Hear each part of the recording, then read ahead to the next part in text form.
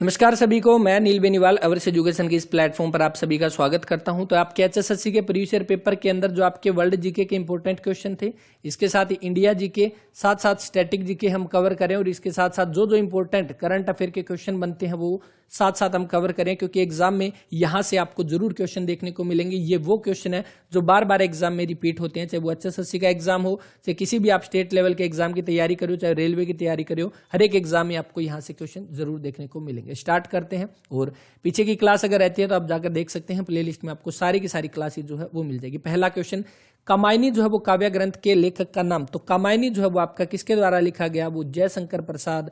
Option number C इसका वो right answer रहेगा। नेक्स्ट क्वेश्चन देखते हैं। भांगड़ा जो है वो किस भारतीय राज्य का लोक नृत्य है? तो आप सभी को पता है हरियाणा का पड़ोसी राज्य जिसके साथ हरियाणा सीमा भी बनाता है पंजाब के साथ, और इसका जो है वो आपका लोक नृत्य हो जाएगा वो भांगड़ा हो जाएगा। तो ये right answer option number B bhangra हो गया। और इसके साथ ही आपको ध्यान रखना है गिद्धा, ये भी किसका रहेगा? तो गिद्धा भी आपका पंजाब का रहेगा। वैसे हरियाणा का भी एक नृत्य है जिसको बारे में हम पढ़ते हैं, वो कौन सा? झूमर नृत्य जो होता है, जो एक आभूषण के नाम पर, यानी कि जो एक आभूषण के नाम पर कौन सा नृत्य? झूमर नृत्य।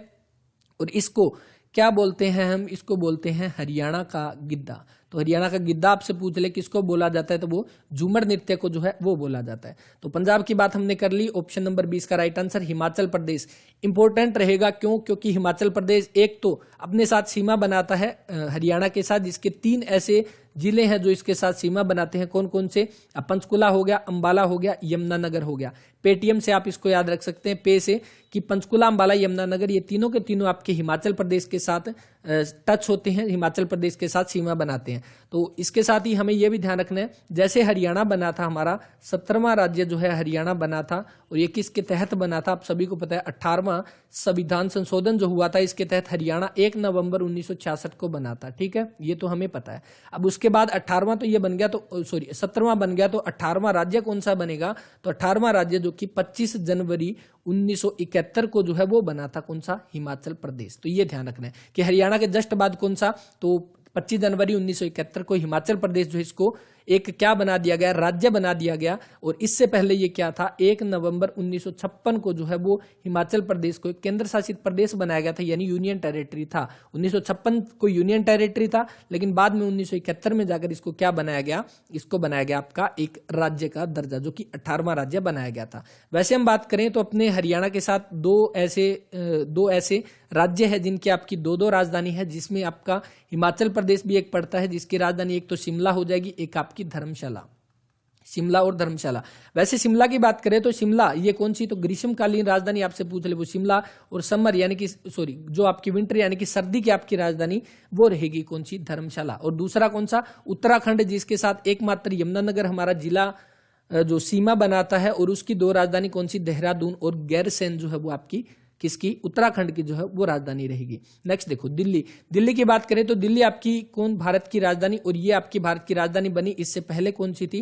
तो इससे पहले कौन सी थी? कलकत्ता थी। और उसके बाद 1911 का जो दिल्ली दरबार जो लगा था, इस दरबार के अंदर ये घोषणा की गई कि अब से आपकी जो राजधानी है वो कौन सी? कलकत्ता ना होकर इसको किस में शिफ्ट कर दिया गया? दिल्ली में जो है वो कर दिया। क्वेश्चन पूछा जाएगा कि दिल्ली से पहले भारत की राजधानी कौन सी थी? तो वो हो जाएगी कलकत्ता। तो ये आपको ध्यान रखना है। दिल्ली की बात करें तो इसकी आपकी लोकसभा की सीटें कितनी है? आपकी राज्यसभा की सीटें कितनी है? विधानसभा की सीटें कितनी है? तो ये ध्यान रख लेना आपकी कितनी? तो 3 7 70, यानी कि 7 3 70 से याद रख लेना। लोकसभा की 7 सीटें, राज्यसभा की 3 सीटें और विधानसभा की टोटल 70 सीटें जो है वो दिल्ली के अंतर्गत आती है। और इसके साथ ये भी वर्तमान टाइम में दिल्ली के आपके सीएम कौन हो जाएंगे? तो वो हो जाएंगे अरविंद केजरीवाल। अरविंद केजरीवाल जिनका हरियाणा से संबंध है, और हरियाणा में कहां से संबंध है इनका? तो हरियाणा के सिवानी से जो है वो इनका संबंध हो जाएगा। हरियाणा के सिवानी जो कि भिवानी के अंतर्गत आता है, तो इससे संबंध अरविंद केजरीवाल का, ये सीएम हो जाएंगे आपके दिल्ली के। और वहीं अगर लेफ्टिनेंट गवर्नर अगर पूछ ले कौन हो जाएंगे दिल्ली के? कौन? वो अनिल बैजल जो है वो हो जाएंगे आपके दिल्ली के आपके लेफ्टिनेंट गवर्नर। तो ये हमें ध्यान रखना है। दूसरा हिमाचल प्रदेश की हमने बात की, तो हिमाचल प्रदेश के आपके सीएम कौन है? तो हिमाचल प्रदेश के सीएम आप बता दोगे, बिल्कुल जयराम ठाकुर जो है वो हिमाचल प्रदेश के सीएम रहेंगे। और इसके आपके गवर्नर कौन है? तो गवर्नर हो जाएंगे आपके राजेंद्र अरलेकर जो कि आपके कौन से 21वें नंबर के आपके कौन गवर्नर बने हैं? किसके? आपके हिमाचल प्रदेश के। तो ये सारे के सारे हमें ध्यान रखने इंपॉर्टेंट क्वेश्चन बनेगा, जो कि राइट आंसर जो रहेगा वो बन जाएगा पंजाब, ऑप्शन नंबर बी यहाँ पे इसका वो राइट आंसर। इसके बाद नेक्स्ट देखो, करो या मरो जो है इसका नारा यहाँ पर पूछा गया किस आंदोलन से संबंधित है। सबसे पहली बात, करो या मरो नारा ये दिया किसके द्वारा गया था, तो आप सभी को पता है महात्मा गांधी के द्वारा ये नारा दिया गया था, करो या मरो का महात्मा गांधी के द्वारा। और किस आंदोलन में, भारत छोड़ो आंदोलन। भारत छोड़ो आंदोलन जो है आपको पता है 8 अगस्त 1942 को ये आपका आंदोलन शुरू हुआ। और इसके तहत पहली बात तो ये कि इस आंदोलन का पूछ सकता है क्या नेतृत्व किसने किया, इसको लीडर किसने किया, इसका मेन लीडर कौन था, तो ये ध्यान रखना इसका कोई भी मेन लीडर नहीं था। क्यों? क्योंकि इससे पहले क्या अंग्रेजों को ये सूचना मिली थी कि यहाँ पर एक बड़ा आंदोलन शुरू होने वाला है, तो इसलिए उन्होंने जितने भी बड़े बड़े नेता थे, मेन लीडर थे, उन सभी को उठाकर जेल के अंदर बंद कर दिया गया। तो इसीलिए ये आंदोलन जो था ये एक स्वयं प्रेरित आंदोलन था, यानी कि ये ऑटोमेटिक चला था जनता के द्वारा यहाँ पे। तो इसलिए 8 अगस्त 1942 भारत छोड़ो आंदोलन, इसके तहत महात्मा गांधी के द्वारा जो नारा दिया गया वो था करो या मरो का नारा। असहयोग आंदोलन की बात करें तो असहयोग आंदोलन जो है वो आपका शुरू किया गया 1 अगस्त 1920 को। 1 अगस्त 1920 को असहयोग आंदोलन यहाँ पे शुरू किया गया। और उसके बाद एक घटना घटती है जिसको क्या बोलते हैं, चोरा चोरी की घटना, जो कि 5 फरवरी 1922 उत्तर प्रदेश के चोरा चोरी के अंदर आपकी एक घटना घटती है जिसको चोरा चोरी घटना बोलते हैं, चोरा चोरी घटना। और इस घटना के अंदर यहाँ पर हिंसा हुई थी। वैसे आपको पता है महात्मा गांधी हिंसा के विरुद्ध थे, तो उन्होंने शांतिपूर्वक तरीके से असहयोग आंदोलन चलाना शुरू किया था। लेकिन ये जो हिंसा होने के बाद यहाँ पर महात्मा गांधी ने 11 फरवरी को जो है ये आंदोलन क्या कर दिया गया, स्थगित कर दिया असहयोग आंदोलन। क्वेश्चन पूछा जाता है असहयोग आंदोलन कब बंद किया गया, तो 5 फरवरी 1922 को चोरा चोरी घटना के बाद।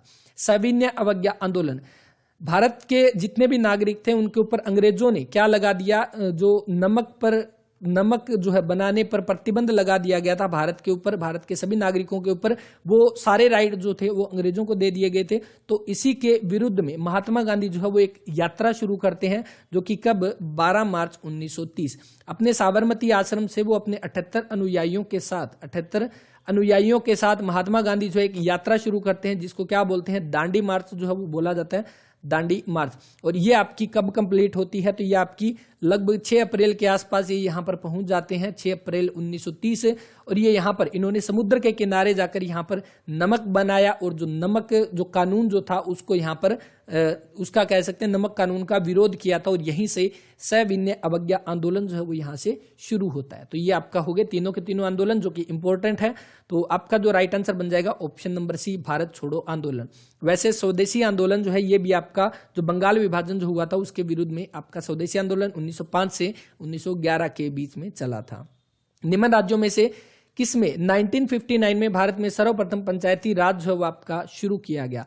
पंचायती राज प्रणाली कौन सी शुरू की गई, सबसे पहले त्रिस्तरीय पंचायती राज प्रणाली शुरू की गई। त्रिस्तरीय पंचायती राज प्रणाली जो कि किसकी, बलवंत राय मेहता समिति से संबंधित आपकी हो जाएगी। तो त्रिस्तरीय पंचायती राज जो कि बलवंत राय मेहता से संबंधित है। और ये आपकी सबसे पहले कहां पर शुरू की गई, तो ये शुरू की गई कहां पर, बगदरी गांव। अब ये बगदरी गांव कहां पर है, तो ये पड़ेगा नागौर जिले के अंदर। और ये नागौर जिला कहां पर पड़ेगा, तो ये पड़ेगा राजस्थान के अंदर। तो सबसे पहले पंचायती राज की शुरुआत की गई राजस्थान के नागौर जिले के बगदरी गांव से।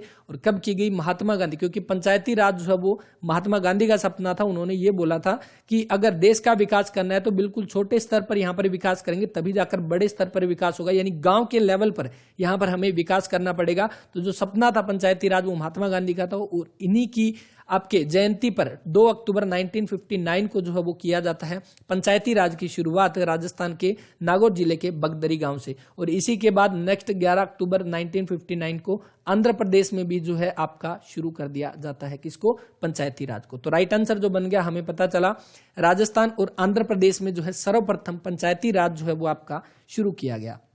अब एक इंपॉर्टेंट क्वेश्चन जो अभी 2021 के एग्जाम में पूछा गया कि हरियाणा जो है वो कौन सा राज्य बना, हरियाणा कौन सा राज्य बना जिसने क्या किया, आपका पंचायती राज के अंदर, पंचायती राज में जो है वो क्या किया, इन्होंने शिक्षण प्रणाली जो है उसकी शुरुआत की। शिक्षण प्रणाली, तो हमें पता है शिक्षण प्रणाली सबसे पहले नंबर पे कौन था, राजस्थान था जिसने सबसे पहले पंचायती राज प्रणाली की शुरुआत की। और दूसरे नंबर पे कौन बना, हरियाणा बना। और हरियाणा ने कब इसकी शुरुआत की, तो ये डेट हमें अच्छे से ध्यान रखनी है, 2 8 सितंबर 2015 को जो है वो शुरुआत होती है हरियाणा के अंदर पंचायती राज प्रणाली में शिक्षण प्रणाली की। तो अब ये शिक्षण प्रणाली क्या है, तो देखो शिक्षण प्रणाली के अंतर्गत जो पंचायती राज के अंतर्गत ये बताया गया कि जो जनरल के मेल है, यानी कि जो पुरुष है जनरल आपके सामान्य वर्ग के, उनकी क्वालिफिकेशन होनी चाहिए 10वीं पास। उसके बाद जनरल फीमेल की बात करते हैं, जनरल फीमेल और आपके एससी के मेल यहाँ पर, तो एससी मेल के अंतर्गत कितनी 8वीं पास, और एससी की फीमेल जो उनकी क्वालिफिकेशन कितनी यहाँ पर, तो वो आ जाएगी आपकी 5वीं पास। तो ये क्वालिफिकेशन है, ये भी हमें ध्यान रखनी है। नेक्स्ट ये डेट भी हमें ध्यान रखनी है। और ये क्वेश्चन जो था ये 2021 के अंदर आपका 2-3 बार एग्जाम में पूछा गया था। तो जो राइट आंसर राजस्थान और आंध्र प्रदेश जो है वो बन जाएगा। भारत का प्रधानमंत्री बनने के लिए निम्नतम आयु जो है वो आपकी कितनी होनी चाहिए? वैसे तो अगर हम बात करें भारत के संविधान के अंदर प्रधानमंत्री की मिनिमम एज के बारे में कोई भी यहाँ पे प्रावधान नहीं है, लेकिन इनके बारे में ये बोला गया कि या प्रधानमंत्री बनने के लिए योग्यताओं में बताया गया कि या तो ये लोकसभा का सदस्य होना चाहिए या ये राज्यसभा का सदस्य होना चाहिए। और वहीं पे हमें पता है लोकसभा के लिए आपकी मिनिमम एज रिक्वायरमेंट कितनी है, वो 25 वर्ष है, और लोकसभा की आपकी 25 वर्ष है, और राज्यसभा की कितनी है 30 वर्ष जो है वो आपकी एज क्राइटेरिया यहाँ पे जो रखा गया है। अब बताओ यहाँ पर अब हमें ये पूछा गया है जो प्रधानमंत्री का आपका क्राइटेरिया के अकॉर्डिंग या तो वो लोकसभा का सदस्य हो या वो राज्यसभा का सदस्य हो, तो इसके अकॉर्डिंग निम्नतम आयु अगर हम देखें तो अगर वो 25 वर्ष की आयु में लोकसभा में चयन हो जाएगा तो वो बिल्कुल वहां पर क्वालिफाई हो सकता है प्रधानमंत्री के लिए। तो इसका आपका जो right answer option number B बनेगा यहाँ पे 25 वर्ष यहाँ पे। और वैसे हमें पता है कितना 35 वर्ष, ये किसकी आपकी, तो 35 वर्ष आपको पता है राष्ट्रपति की अगर एज पूछे या पूछे आपसे उपराष्ट्रपति की एज तो वो कितनी है, तो वो आपकी हो जाएगी 35 वर्ष यहाँ पे।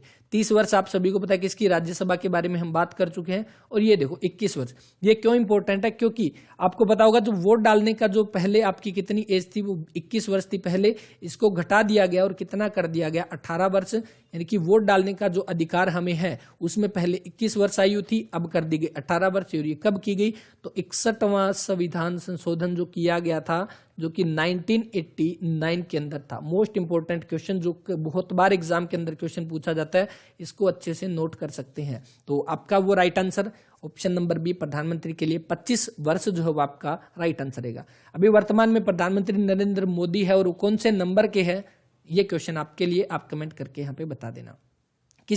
किसके शासनकाल में रुपए का सिक्का भारत में प्रथम बार जो है वो ढाला गया? रुपया की बात करें भारत की करेंसी, और पाकिस्तान की भी आपकी रुपया हो जाएगी। और ये सबसे पहले शेरशाह सूरी जो है इसके टाइम के अंदर सबसे पहले जो सिक्का जो है वो आपका ढाला गया था, तो वो right answer option number C Sher Shah Suri, जिसका आपका बचपन का नाम पूछा जाता है जो कि क्या रहेगा, फरीद खान जो है इसका नाम रहेगा। और क्योंकि इसने एक बार एक शेर को मार दिया था इसलिए इसका नाम शेर शाह जो है वो आपका रख दिया गया। वैसे एक शेरशाह मूवी भी आई है, उसके बारे में आगे बात करेंगे, जिसके तहत अभी जो दादा साहब फाल्के अवार्ड जो है वो दिए गए थे। तो देखो शेरशाह सूरी की अगर हम बात करें तो इसका महत्वपूर्ण युद्ध कौन सा है, सबसे पहले 1539 के अंदर एक युद्ध हुआ था जो कि कौन सा था, चौसा का युद्ध, और जो हुआ था किसके बीच में, हुमायूं के बीच में, और किसके बीच में, तो आपके शेरशाह सूरी के बीच में। ठीक है, ये हुआ चौसा का युद्ध। इसके बाद अगला युद्ध 1540, इसमें भी आपका शेरशाह सूरी जो है वो आपका यहाँ पर जीत जाता है 1539 में चौसा के युद्ध में। और उसके बाद 1540 का जो युद्ध है ये कौन सा, इसको हम बोलते हैं कन्नौज का युद्ध, कन्नौज का युद्ध, या दूसरा नाम इसको बिलग्राम का युद्ध, कन्नौज या बिलग्राम का युद्ध। अब ये युद्ध जो था ना, ये युद्ध इंपॉर्टेंट होगा क्योंकि इसमें भी आपका सेम यही हुमायूं वर्सेस आपका किसके बीच में, शेरशाह के बीच में होगा। और इसमें भी कौन आपका हारता है, आपका शेरशाह सूरी जीत जाता है और हुमायूं इसमें हार जाता है। और ये हारने के बाद हुमायूं जो है वो दिल्ली की गद्दी जो है वो छोड़कर यहाँ से भाग जाता है, और दिल्ली पर कब्जा जो है वो कौन कर लेता है, वो कर लेता है शेरशाह सूरी।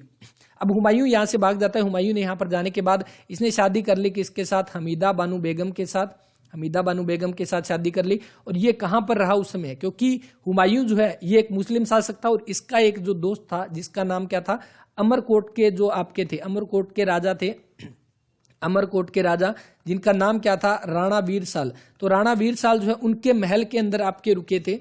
राणा वीरसाल जो है इसके महल में हुमायूं वहां पे रुका था अपनी पत्नी के साथ। और वहीं पर आपका 1542 के अंदर जो आपका जन्म होता है किसका, अकबर का। तो अकबर का जन्म होता है 1542 के अंदर। और आपका कब, तो एग्जैक्ट डेट अगर पूछ ले तो अकबर जयंती मनाई जाती है 15 अक्टूबर को, मनाई नहीं जाती वैसे 15 अक्टूबर 1542 को जो है वो अकबर का जन्म होता है यहाँ पे। तो ये भी हमें ध्यान रखना है। और उसके बाद आपको पता है दोबारा से आपका 1556 के अंदर, 1555 के अंदर, तो 1555 के अंदर आपका एक और युद्ध होता है जिसमें उस समय शेरशाह सूरी तो यहाँ पे मर जाता है, लेकिन इसके शासक के अंदर सूरी शासक जो था सिकंदर, उसको हराकर दोबारा से गद्दी पर बैठता है आपका हुमायूं। तो अकबर के बारे में हमने पढ़ा यहाँ पर 1542 में जन्म होता है। उसके बाद 1556 के अंदर ये जो शासक बनता है, क्योंकि 15 नवंबर 1556 को पानीपत का जो है वो होता है आपका दूसरा युद्ध यहाँ पे। तो Sher Shah Suri option number C इसका वो राइट आंसर रहेगा। इसके बाद नेक्स्ट, मध्य प्रदेश उच्च न्यायालय का आसन कहां पर स्थित है? तो मध्य प्रदेश का आपका जबलपुर के अंदर, इंपॉर्टेंट होगा, इसको भी नोट कर सकते हैं। मध्य प्रदेश उच्च न्यायालय जो है उसका आपका कहां पर, तो ये जबलपुर के अंदर रहेगा हाई कोर्ट यहां पर। और बाकी आपको पता है इसकी राजधानी कौन सी है, तो भोपाल जो है वो मध्य प्रदेश की आपकी राजधानी रहेगी। यही जो इंदौर की बात की गई है, तो आपका जो स्वच्छ सर्वेक्षण जो हुआ था उसके तहत आपका पहले नंबर पे इंदौर सिटी आती है। हमने पढ़ा था पहले भी करंट अफेयर का क्वेश्चन। और वहीं पे अगर आपसे पूछ ले कि लार्जेस्ट सिटी जो है वो कौन सी होगी, वो भी इंदौर जो है वो रहेगी। तो आपको right answer option number D Jabalpur high court रहेगा। नेक्स्ट देखो, उस व्यक्ति का नाम बताइए जो ऑस्कर अवार्ड विजेता है। देखो ये क्वेश्चन आपका दोबारा से आ चुका है, पहले भी आया था। भानु अथैया जो है इनको दिया गया, इनको क्या बोला जाता है, लेडी ऑस्कर के नाम से इनको जाना जाता है, यानी ऑस्कर लेडी के नाम से इनको जानते हैं। और इनको किस मूवी के लिए, तो गांधी मूवी के लिए जो है इनको बेस्ट कॉस्ट्यूम डिजाइनर के लिए जो है इनको दिया गया, जो कि गांधी मूवी थी 1982 की। इसके तहत इनको ऑस्कर अवार्ड जो है वो दिया गया था। तो बन जाएगा ऑप्शन नंबर ए यहाँ पे इसका वो राइट आंसर। नेक्स्ट देखो, विश्व बैंक का पहला भारतीय प्रबंध निदेशक जो है वो कौन हो जाएगा? तो पहला कौन हो जाएगा? तो विश्व बैंक का आप सभी को पता है। पहली बात तो ये वर्ल्ड बैंक जो है, वर्ल्ड बैंक इसका आपका मुख्यालय जो है वो आपका कहां पर है? तो वर्ल्ड बैंक का मुख्यालय आप सभी को पता है, हमने पढ़ा था वाशिंगटन डीसी के अंदर। वाशिंगटन डीसी के अंदर जो इसका आपका हेडक्वार्टर है। और इसके अभी अध्यक्ष वर्तमान में कौन है? तो वर्तमान के अंदर हमने इसके अध्यक्ष, वैसे इसके पहले हमें ध्यान रखना है इससे पहले कौन थे, तो इससे पहले क्रिस्टलिना जॉर्जीवा थी। क्रिस्टलिना जॉर्जीवा जो थी ये अभी वर्तमान में आईएमएफ की अध्यक्ष है, लेकिन इससे पहले ये वर्ल्ड बैंक की थी। और इनकी जगह पे कौन आए, तो डेविड मालपस जो है वो आपके अध्यक्ष हो जाएंगे, किसके? वर्ल्ड बैंक के। तो यहाँ पर जो राइट आंसर बनेगा वो बनेगा गौतम काजी। यहाँ पे ऑप्शन नंबर 20 का जो है वो राइट आंसर हो जाएगा यहाँ पे। तो ये हमें ध्यान रखना है। और वर्ल्ड बैंक की बात करें तो अभी वर्ल्ड बैंक के एमडी के, अगर एमडी के पोस्ट पर अगर पूछ ले कौन है, तो वो हो जाएंगे अंशुलाकांत। और जिनका संबंध आपके उत्तराखंड के रुड़की से इनका जो है वो संबंध रहेगा। तो ये भी आपके भारतीय हो जाएंगे। तो ये भी हमें ध्यान रखना है। इसके बाद नेक्स्ट देखते हैं। और गौतम काजी जो ये कब बने थे? 1968 के अंदर जो है वो आपके इसके प्रबंध निदेशक बने थे। अजीज प्रेम जी जो है वो आपके विप्रो लिमिटेड जो है उसके आपके कह सकते हैं वो कंपनी उनकी रहेगी, अजीज प्रेम जी। भारत में प्रथम बार जो है वो आपके आम चुनाव कब हुए? प्रथम आम चुनाव आपके कब हुए? तो वो आपको पता है 1951-52 के अंदर जो है सबसे पहले आपके आम चुनाव हुए। ऑप्शन नंबर ए इसका वो राइट आंसर रहेगा। टोटल अगर हम बात करें इसमें आपके 489 सीटों पर जो है वो आपके 489 सीटों के ऊपर यहाँ पर इलेक्शन हुए थे। और टोटल 1949 यहाँ पर उम्मीदवारों ने यहाँ पे इलेक्शन लड़ा था। और जिसमें सबसे ज्यादा सीटें किसको मिली थी? इंडियन नेशनल कांग्रेस को 364 सीट यहाँ पर जो है वो जीती थी इंडियन नेशनल कांग्रेस ने। तो ये हमें ध्यान रखना है इसके बारे में। तो ऑप्शन नंबर ए इसका वो राइट आंसर रहेगा। हरियाणा की आप सभी को पता है टोटल कितनी, तो गठन के समय आपकी कितनी थी? तो गठन के समय हरियाणा में कितनी सीटें थी? तो टोटल 54 सीटें जो थी, 54 सीटों में से 10 आपकी क्या थी? रिजर्व थी। आपकी 54 सीटों में 10 रिजर्व थी। उसके बाद आपकी नेक्स्ट आपकी 1967 के अंदर ये 66 के अंदर थी, 67 के अंदर 81 होती है। और उसके बाद 1977 के अंदर 91 होती है। तो ये हमें ध्यान रखना है। इसमें आपकी 17 रिजर्व सीट थी। और इसमें कितनी थी? तो ये कमेंट करके बताना है यहाँ पे, जो 1967 में यहाँ पर कितनी थी। महात्मा गांधी की जो है हत्या कब होती है? तो महात्मा गांधी की हत्या जो है वो आपकी 30 जनवरी 1948 को महात्मा गांधी की हत्या होती है। और इसीलिए हमारा 30 जनवरी को हम कौन सा दिन मनाते हैं? तो आप सभी को पता होगा शहीद दिवस। शहीद दिवस जो है वो मनाया जाता है 30 जनवरी को। महात्मा गांधी की हत्या होती है। और किसके द्वारा? एक आरएसएस के पूर्व सदस्य और एक ब्राह्मण जाति से संबंधित नथुराम गोडसे। तो नथुराम गोडसे जो है उनके द्वारा महात्मा गांधी को जो है वो हत्या कर दी जाती है यहाँ पे। और जो आपका हम कह सकते हैं कहाँ पर? दिल्ली के बिरला हाउस के पास, जिसका कहाँ पर? बिरला हाउस। दिल्ली का बिरला हाउस, और इसी बिरला हाउस को जो है अब क्या नाम दे दिया, इसको गांधी स्मृति जो है इसका नाम हो जाएगा बिरला हाउस का। तो ये भी हमें ध्यान रखना है। महात्मा गांधी की हत्या की जाती है नथुराम गोडसे के द्वारा, और इसी के बाद नथुराम गोडसे को जो है वो फांसी दी जाती है, और फांसी दी जाती है कहाँ पर, तो ये अपने HSSC हरियाणा के इंपॉर्टेंट क्वेश्चन बनेगा एग्जाम के पॉइंट ऑफ व्यू से कि फांसी दी जाती है कहाँ पर, अंबाला जेल के अंदर नथुराम गोडसे को यहाँ पर फांसी दी जाती है। और डेट अगर आपसे पूछ ले 15 नवंबर 1949 को जो है वो नथुराम गोडसे को फांसी दी जाती है अंबाला जेल में। कब हत्या कब होती है, 30 जनवरी 1948 को शहीद दिवस हम मनाते हैं। जन्म आप सभी को पता है 2 अक्टूबर, आपका 2 अक्टूबर 1869 के अंदर आपका जो है वो जन्म होता है। 1869 के अंदर महात्मा गांधी का जन्म होता है। इसके बाद देखते हैं नेक्स्ट, और जो इनकी समाधि जो है आपकी दिल्ली के अंदर, उसका नाम अगर पूछ ले क्या हो जाएगा, राजघाट जो है वो समाधि का नाम होगा, जो कि दिल्ली के अंदर है। हे राम जो है वो लास्ट शब्द इनके मुख से निकले थे। संयुक्त राष्ट्र का निर्माण किस वर्ष हुआ? संयुक्त राष्ट्र के आप सभी को पता है कब, 24 अक्टूबर 1945 को यूनाइटेड नेशन संयुक्त राष्ट्र जो उसकी आपकी स्थापना होती है, और इसका हमें ध्यान रखना है। और ये आपका क्यों हुआ था, वैसे आप सभी को पता है जो सेकंड वर्ल्ड वार जो हुआ था, सेकंड वर्ल्ड वार, तो सेकंड वर्ल्ड वार जो हुआ था देखिए सेकंड वर्ल्ड वार जो आपका हुआ था वो आपका 1939 से 1945 के बीच में चला था, और 45 में उसके बाद 1945 के अंदर संयुक्त राष्ट्र का यहाँ पे, क्योंकि जो युद्ध देशों के बीच में जो युद्ध होता था उसी को यहाँ पर रोकने के लिए संयुक्त राष्ट्र की जो आपकी स्थापना की जाती है। लेकिन अगर आज के दौर पर आप देखोगे तो ये इतना ज्यादा कारगर सिद्ध यहाँ पे नहीं दिखाई दे रहा। संयुक्त राष्ट्र के आपके अध्यक्ष कौन है, तो एंटोनियो गुटरेस जो है वो आपके इसके महासचिव रहेंगे संयुक्त राष्ट्र के यहाँ पे। 1939 की बात करें तो यहाँ पे किसकी, फॉरवर्ड ब्लॉक की जो आपकी स्थापना होती है, फॉरवर्ड ब्लॉक, ये HSSC के द्वारा पूछा गया क्वेश्चन। फॉरवर्ड ब्लॉक की स्थापना किसके द्वारा, सुभाष चंद्र बोस के द्वारा जो है वो की जाती है, फॉरवर्ड ब्लॉक 1939 के अंदर। इसके बाद नेक्स्ट क्वेश्चन देखते हैं, किस वर्ष में जो है वो आपकी फ्रांस की क्रांति हुई? तो फ्रांस की क्रांति आपकी कब हुई, 1789 के अंदर हुई। ऑप्शन नंबर सी इसका जो है वो राइट आंसर रहेगा। 1764 के अंदर एक इंपॉर्टेंट युद्ध होता है, जो कि कौन सा, बक्सर का युद्ध जो है वो होता है। बक्सर का युद्ध 1764 में होता है आपका, और ये किसके बीच में, हेक्टर मुनरो और 3 अलग अलग आपके जो थे, जैसे सुजाउद्दौला, शाह आलम द्वितीय, इनके बीच में आपका युद्ध होता है, और इसमें अंग्रेजों की तरफ से हेक्टर मुनरो जो था वो यहाँ पर जीत जाता है। आगे देखते हैं नेक्स्ट क्वेश्चन, भूमध्य रेखा के समानांतर काल्पनिक रेखाएं जो है वो आपकी क्या कहलाती है? तो आपकी भूमध्य रेखा के समानांतर काल्पनिक रेखाएं तो आपकी कौन सी हो जाएगी, तो वो आपकी हो जाएगी अक्षांश रेखाएं। अगर हम यहाँ पर देखें भूमध्य रेखा, देखो अगर हम पृथ्वी यहाँ पर बना लेते हैं, ये बना ली, तो आपकी भूमध्य रेखा जो आपकी हो जाएगी, तो भूमध्य रेखा के समांतर पूछा गया, तो आपकी ये वाली लाइनें पूछी गई यहाँ पे। तो ये वाली लाइनों की बात करें तो इनको अक्षांश को क्या बोलते हैं, लैटिट्यूड बोलते हैं, लैटिट्यूड। अब ये बताओ ये कैसी है, ये लेटी हुई दिख रही है हमें, जैसे सोई हुई, इस तरह लेटी हुई। तो इससे याद रख लेना, लैटिट्यूड लाइनें जो भूमध्य रेखा के आपके समानांतर जो है वो होती है, उनको अक्षांश रेखाएं। ऑप्शन नंबर ए इसका वो राइट आंसर रहेगा। कंगारू जो है वो किस देश का राष्ट्रीय प्रतीक है? कंगारू किसका रहेगा? तो कंगारू आप सभी को पता है ऑस्ट्रेलिया का। ऑप्शन नंबर डी इसका वो राइट आंसर रहेगा। ऑप्शन नंबर डी ऑस्ट्रेलिया का कंगारू। ऑस्ट्रेलिया की आपकी राजधानी कौन सी है?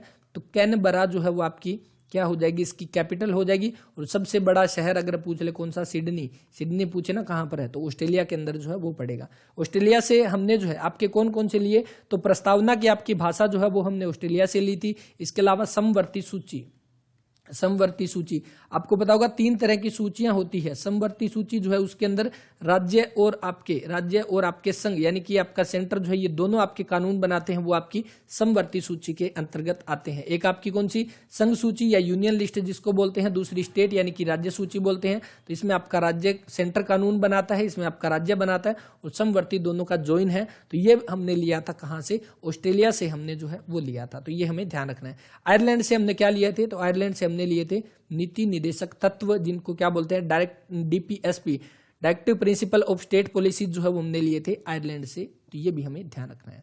नेक्स्ट देखते हैं।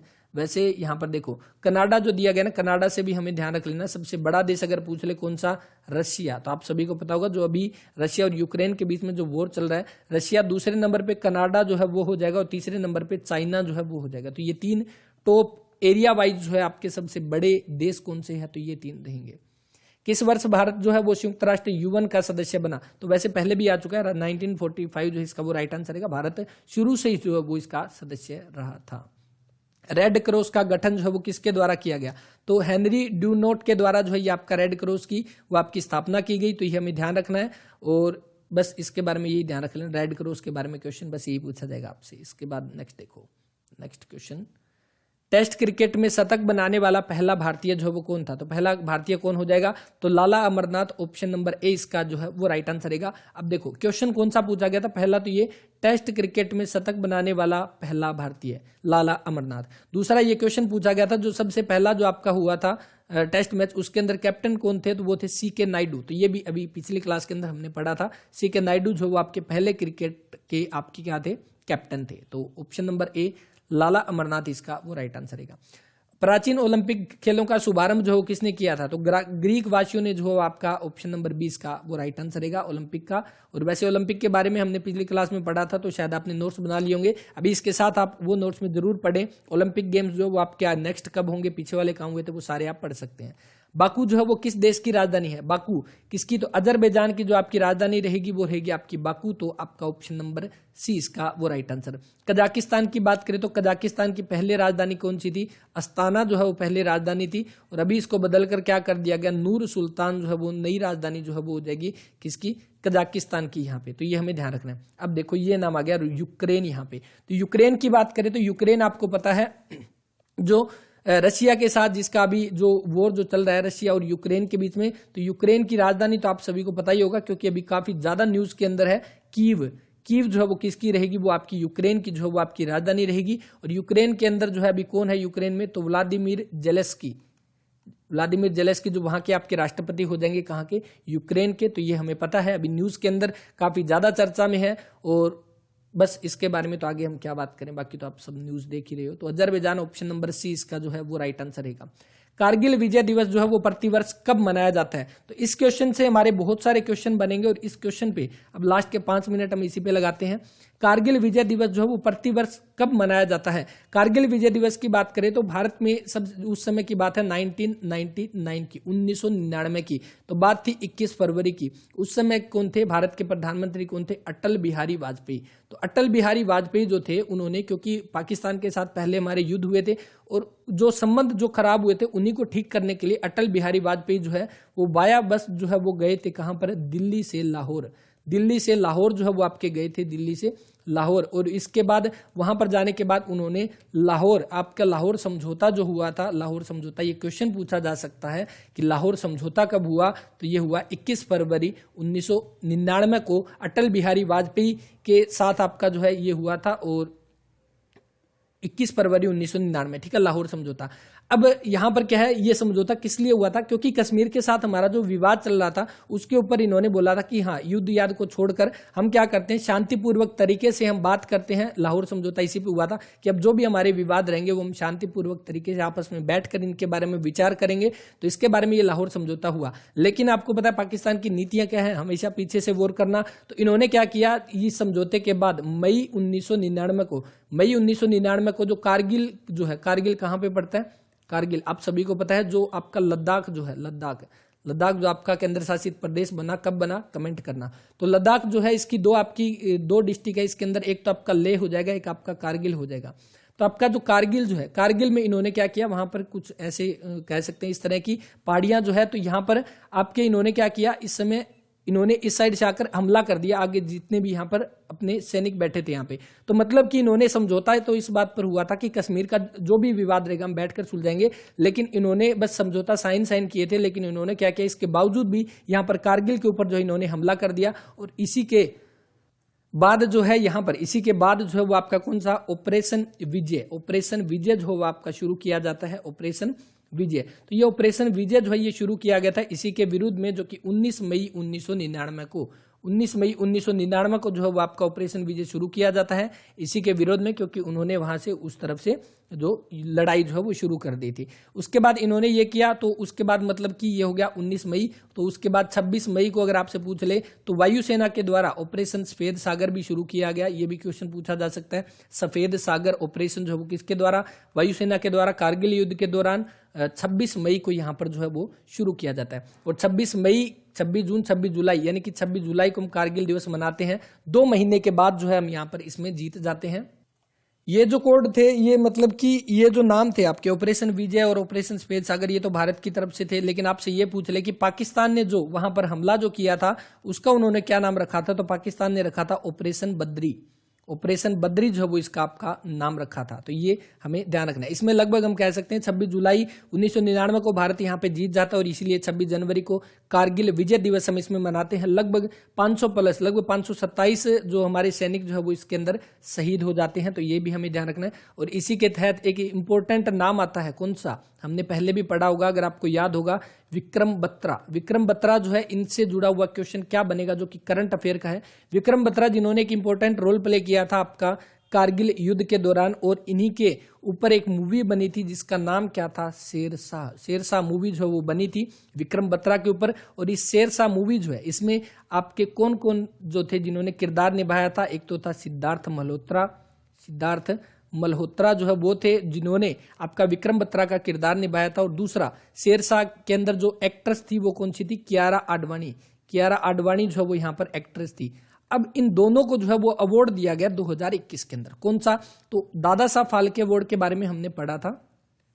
देखो दादा साहब फाल्के अवार्ड, तो दादा साहब फाल्के अवार्ड जो कि 2022 के थे, इसमें हमने पढ़ा कि बेस्ट मूवी कौन सी चुनी गई, तो इसके अंदर आपकी बेस्ट मूवी जो चुनी गई वो शेरशाह चुनी गई। कौन सी, शेरशाह। लेकिन आपको यह पता होगा ना कि film of the year, 2 title इसके अंदर दिए गए, फिल्म ऑफ द ईयर। तो फिल्म ऑफ द ईयर जो दिए गए थे वो तो दिए गए थे पुष्पा द राइज को। पुष्पा पुष्पराज वाली जो मूवी थी, चंदन तस्करी के लिए जो मूवी आई थी, तो ये पुष्पा जो है इसको फिल्म ऑफ द ईयर का टाइटल इसको दिया गया।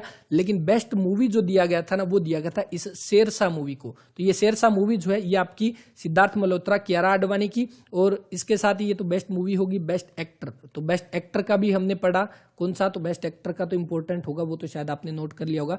तो देखो एक्टर कौन थे, तो रणवीर सिंह। रणवीर सिंह जो है उनको बेस्ट एक्टर का खिताब दिया गया। किस मूवी के लिए, 83 मूवी के लिए। 83 मूवी किसके ऊपर बेस है, तो कपिल देव के ऊपर बेस है। और ये कपिल देव का किरदार किसने निभाया, वो रणवीर सिंह ने निभाया। और क्योंकि 1983 का जो वर्ल्ड कप हमने जीता था उसी के ऊपर बेस रहेगी आपकी 83 मूवी जो है ये रहेगी। ठीक है, ये हो गया अपना ये इंपॉर्टेंट। अब देखो ये हो गया बेस्ट एक्टर हमारा, ये हो गया बेस्ट एक्ट्रेस। आपको पता है कृति सेनन को जो है बेस्ट एक्ट्रेस का दिया गया था, लेकिन इन दोनों को यहां पर अवार्ड दिए गए हैं। अब देखो शेरशाह मूवी जो है इसको आपका बेस्ट मूवी का किरदार दिया गया, ठीक है, शेरशाह मूवी को। दूसरा अगर ये पूछ ले best critics, best critics actor का अवार्ड किसको दिया गया, ये दिया गया सिद्धार्थ मल्होत्रा को। और बेस्ट क्रिटिक्स एक्ट्रेस का अवार्ड दिया गया कियारा आडवाणी को। तो ये हमें ध्यान रखना है, ये इंपॉर्टेंट करंट अफेयर का क्वेश्चन जो एग्जाम में यहां से दादा साहब फाल्के से आपके सामने जरूर क्वेश्चन आएगा। यहां पर हमने बात किया बेस्ट मूवी कौन सी थी, Shershaah. Film of the year चुना गया पुष्पा द पुष्पराज को, यहाँ पे बेस्ट एक्टर बना रणवीर सिंह। बेस्ट एक्ट्रेस बनी यहाँ पे कृति सेनन, जिनको मिम्मी मूवी के लिए उनको चुना गया था। और इसके साथ ही जो बेस्ट क्रिटिक्स एक्टर चुना गया सिद्धार्थ मल्होत्रा, और बेस्ट क्रिटिक एक्ट्रेस जो है वो चुना गया कियारा आडवाणी को। तो ये सारे के सारे इंपॉर्टेंट क्वेश्चन आपको ध्यान रखने हैं जो कि इंपॉर्टेंट रहेंगे। और 26 जुलाई को हम मनाते हैं कारगिल विजय दिवस यहाँ पे, तो ये हमें ध्यान रखना है। ऑपरेशन विजय जो है वो 19 मई को शुरू हुआ, ऑपरेशन सफेद सागर 26 मई को। पाकिस्तान ने जो अपना हमला शुरू किया था उसका नाम था ऑपरेशन बद्री यहाँ पे। और लगभग हमारे 527 सैनिक के आसपास यहाँ पे शहीद हुए थे। और ये जो शहीद जो सैनिक थे इन्हीं के सम्मान में जो है आपका 26 जनवरी को कारगिल विजय दिवस जो है वो मनाया जाता है। तो इस क्लास में हम इतने क्वेश्चन करेंगे। उम्मीद करता हूँ क्लास आपको अच्छी लगी होगी। क्लास के बारे में अपना वैल्यूएबल रिस्पॉन्स जरूर दें। मिलते हैं नेक्स्ट क्लास में। और पीछे की क्लास अगर रहती है तो आप जाकर प्ले लिस्ट में देख सकते हैं। और एक इंपॉर्टेंट बात, यहाँ से जितने भी क्वेश्चन हम कर रहे हैं अगर हो सके तो अपने नोट्स जरूर बना ले, क्योंकि यहाँ से आप दोबारा अगर इनको अच्छे से पढ़ोगे, एक बार यहाँ पर देख लिया पढ़ लिया, दोबारा से अगर आप पढ़ोगे एग्जाम के टाइम में रिवीजन में ये चीजें बहुत हेल्प करती है। तो बस इस क्लास में इतने करेंगे। मिलते हैं नेक्स्ट क्लास में, तब तक के लिए अपना ख्याल रखें, पढ़ते रहें। जय हिंद, जय भारत, जय हरियाणा।